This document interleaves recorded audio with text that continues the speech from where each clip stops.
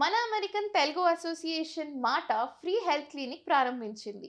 జార్జియాలోని Johne's క్రీక్లో ఏర్పాటు చేసిన free health క్యాంప్కి విశేష స్పందన వచ్చింది. ఫ్లూ షాట్స్తో పాటు ఫ్రీ మెడికేషన్ అందజేశారు. వాలంటీర్లు, డాక్టర్లు పాల్గొని సేవలు అందించారు. ఈ సందర్భంగా ఫ్రీ హెల్త్ క్లినిక్లో పాల్గొని కార్యక్రమాన్ని విజయవంతం చేసిన వాలంటీర్లు, డాక్టర్లందరికీ మాట ప్రత్యేక ధన్యవాదాలు తెలిపింది. ఈ కార్యక్రమాన్ని ఏర్పాటు చేసినందుకు మాటా సంస్థని పలువురు అభినందించారు.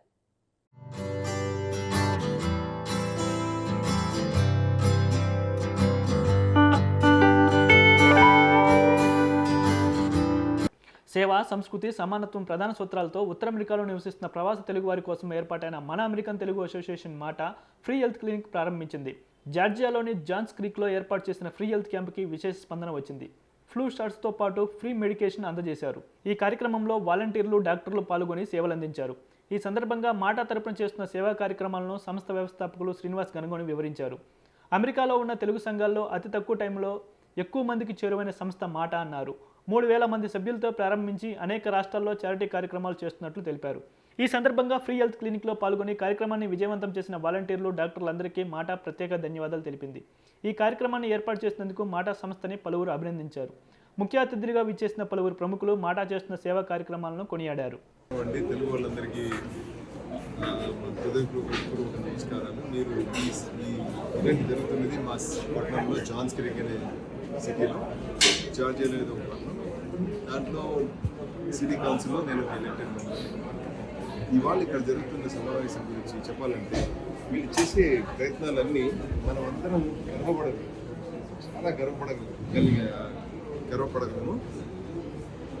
అదే కాకుండా వీళ్ళు వాళ్ళ టైం కాకుండా ఎక్కడెక్కడి నుంచో వచ్చి ఇక్కడ మా సిటీకి వచ్చి, మా జాన్స్ క్రీక్కి వచ్చి ఇలా చేస్తున్నారండి.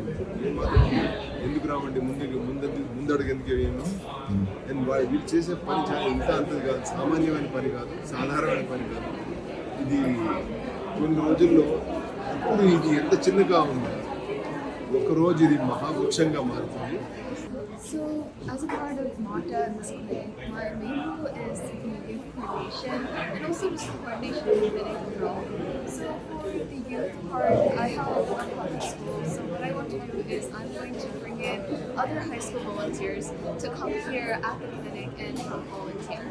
And as a part of that, I want to encourage that service-oriented mindset and encourage them and help them see the beauty of helping others, because I feel like that's a really big part of being a good human being, and I want to help other high school students see the beauty in that.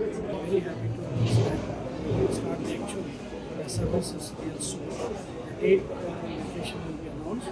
Today, symbolically launching